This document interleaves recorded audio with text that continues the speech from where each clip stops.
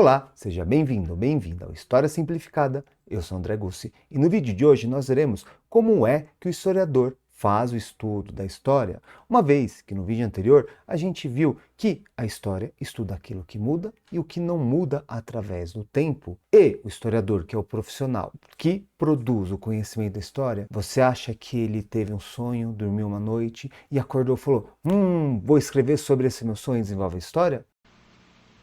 Não!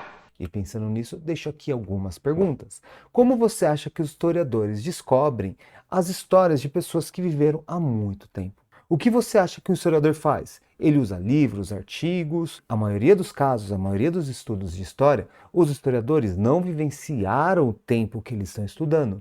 Que pistas vocês acham que ele deve buscar para conseguir saber sobre aquilo que aconteceu no passado? E aqui nessa imagem a gente pode ter algumas dicas de como é que o historiador faz esse seu ofício, uma vez que compreender a ação histórica no tempo é a função do historiador. Pensando nessas perguntas, nós fizemos o roteiro aqui do vídeo de hoje, que é como é o ofício do historiador, ou seja, como é que é a profissão do historiador e como é que ele constrói o estudo histórico. Veremos a importância das fontes históricas e os tipos de fontes históricas. Então vamos lá? Do começo? É claro! Aqui de começo eu gosto sempre de trazer a ideia de que um historiador, ele é um explorador do tempo. E diferente de como a gente aprende a história lá atrás, no século passado, a gente não decora apenas datas, eventos, nomes importantes. A gente tenta compreender um todo que está ali por detrás da história, sendo como se fosse um monte de quebra-cabeça espalhado e o historiador tentando unir essas pecinhas para ter uma narrativa do que vem a ser aquele período histórico. Eu também gosto de trazer a ideia de que o historiador é como se fosse um detetive do tempo, porque ele junta diferentes informações, ele pega várias pistas e tenta descobrir detalhes, eventos, tenta compreender o que aconteceu no tempo passado. Então ele precisa de alguns vestígios, assim como um detetive, seja ele qual for, pode ser um detetive de polícia, ou se você quiser entrar na ficção, Sherlock Holmes ou Detetives do Prédio Azul, eles precisam de vestígios, eles precisam de pistas para conseguir desvendar os mistérios. Com o historiador é a mesma coisa,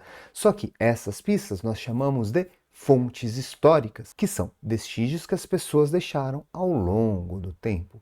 Aqui na imagem a gente pode ver um boneco do Fofão, que era um brinquedo bem popular nas décadas de 80 e de 90. Brinquedos como o Fofão e outros itens ajudam o historiador a ter uma visão do passado. Então eles vão coletando essas fontes históricas, que são a matéria-prima do historiador.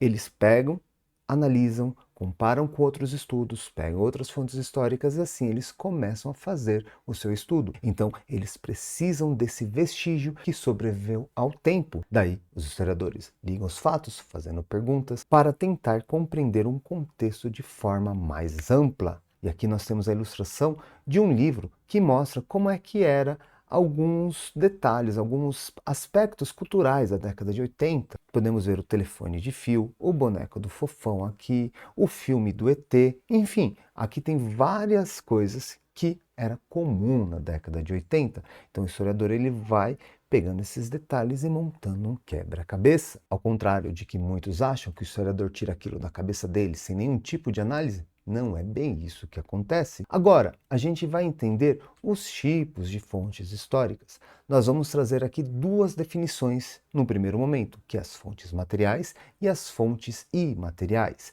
Aqui nós temos duas fotos que representam cada um desse tipo. Você consegue deduzir qual é material e qual é imaterial? Vamos lá, tempo para você pensar. Muito bem, se você disse que a estátua é uma fonte material e o carnaval é imaterial, você acertou. Vamos entender o porquê dessa divisão. O que seria uma fonte material? São objetos físicos, concretos, coisas que a gente pode tocar, como prédios, monumentos, estátuas, moedas, enfim, qualquer coisa que é palpável, a gente chama como fonte material. Aqui nós temos duas fotos, uma no Forte do Castelo da cidade de Belém, que fica no Pará, sendo um marco da colonização dos portugueses, né, no Brasil. E ao lado aqui a gente tem uma urna funerária marajoara dos povos nativos que viviam no Brasil, ali na região norte também. Fonte imaterial são aspectos culturais da sociedade. Coisas que a gente não pode tocar, que nem mostrei ali uma foto do carnaval. A festa em si, a gente toca numa festa, numa dança? Não. Então, a música, festas, ou mesmo artes marciais, como a gente pode ver o exemplo aqui da capoeira, que está no misto ali de uma luta, uma dança, depende do ponto de vista, são exemplos de coisas que não são palpáveis, mas que dizem sobre um período, que dizem aspectos culturais de um povo, em um determinado lugar, seja no presente, seja no passado. Esses aspectos culturais que a gente não toca também pode servir de matéria-prima para a gente compreender alguns aspectos da história. E aqui a gente vai para uma outra subdivisão dos tipos de fontes históricas, que a gente vai ter 4 blocos para separar, que são fontes documentais, iconográficas, materiais e orais. Então, vamos entender alguns detalhes de cada um. Documental é tudo aquilo que tem um documento, algo que seja escrito. Aqui na imagem nós temos o exemplo da Lei Áurea, que aboliu o trabalho escravo no Brasil. Então essa lei ela foi redigida e sendo um marco escrito, um documento escrito. Mas é só leis que pode ser uma fonte material? Não. Qualquer tipo de coisa que foi escrita e sobreviveu ao tempo se torna uma fonte documental. Como exemplo, revistas, jornais, um diário, qualquer tipo de registro escrito se torna uma fonte documental. A iconográfica, que é uma palavrinha difícil, mas é muito simples. O que significa isso? Aquela que vai usar imagem ou audiovisual. Para ilustrar aqui, nós temos a pintura da primeira missa no Brasil, retratando a chegada dos portugueses aqui e também, consequentemente, a chegada do cristianismo. Você pode ver que é uma imagem que representa uma visão. Também nós podemos usar vídeos, filmes, enfim, tudo aquilo que tem uma foto, algo imagético ou audiovisual, se torna uma fonte iconográfica que usa a imagem ou o vídeo.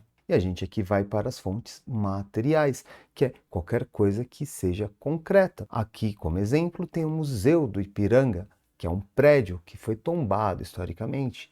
Porém, uma estátua, um monumento, qualquer tipo de construção, algo que seja concreto, materialmente assim dizendo, pode se tornar uma fonte material. E por último, nós temos o exemplo da fonte oral, que são relatos que as pessoas passam. Como ilustração, eu deixei aqui os griots, que são pessoas na África que transmitem as histórias de forma oral. Então, eles, com a fala, eles não registram em lugar nenhum, eles vão falando de geração em geração, passando o conhecimento histórico deles, sendo uma transmissão oral. Aqui também a gente consegue, por exemplo, numa entrevista, você conversa com pessoas que viveram um determinado momento e elas vão relatando para você. Ou seja, um historiador ele utiliza diferentes tipos de fontes históricas para formar uma compreensão rica e multifacetada da história. Nunca é só um detalhe. Ele pega um detalhe, junta com outro, estuda aqui, analisa ali, montando um quebra-cabeça, sendo necessária uma análise cuidadosa dessas fontes históricas e também dos estudos dela, para evitar os maus entendidos e a construção de uma narrativa mais próxima da realidade. E aqui é um ponto que eu gosto muito do estudo da história, que muita gente acha que história só olha para o passado, mas não. O ponto de partida de um historiador é o presente, porque são indagações que a gente tem no presente, olhando para o passado para trazer, para buscar algumas respostas. A história é uma ferramenta rica para auxiliar nessa construção do conhecimento. E aí, e você? Concorda com essa visão e a importância que a história tem para a construção do conhecimento humano? Deixe aqui nos comentários.